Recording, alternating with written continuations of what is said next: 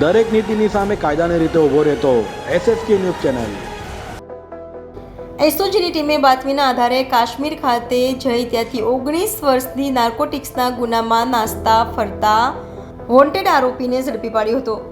સુરત એસઓજીની ટીમે બાતમીના આધારે કાશ્મીરમાં આતંકવાદીનો ગઢ ગણાતા અનંતનાગ જિલ્લાના અંતરિયાળ ખીણ વિસ્તારમાં મિશન કાશ્મીર ઓપરેશન પાર પાડીને છેલ્લા 19 વર્ષથી નાર્કોટિક્સના ગુનામાં નાસ્તા ફરતા કુખ્યાત ડ્રગ્સ માફિયા એવા નિશારદારને ઝડપી પાડ્યો હતો અને તેને સુરત લાવી તેની ધરપકડ કરી કાયદેસરની કાર્યવાહી હાથ ધરી હતી.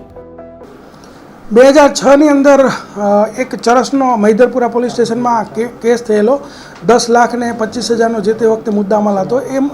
એની અંદર એક નાસ્તો ફરતો જે આરોપી છે નિસાર અહેમદ ડાર કે જે તુલકાન ગામ અને અનંતનાગની અંદર રહેતો હતો અને ત્યારથી વોન્ટેડ છેલ્લા 19 વર્ષથી એ વોન્ટેડ હતો.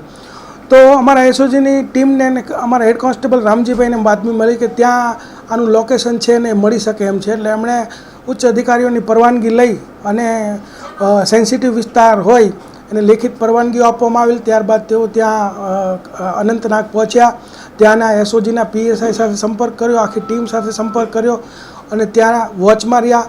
કારણ કે જે આ તુલકાન ગામ છે એ ગામ આખું PDP સમર્થિત એરિયા છે કે જે મહેબૂબા મુફ્તી છે PDPના જે નેતા એ બીજબહેરાના છે અને બીજબહેરા તાલુકામાં જ આ તુલકાન ગામ આવેલું છે.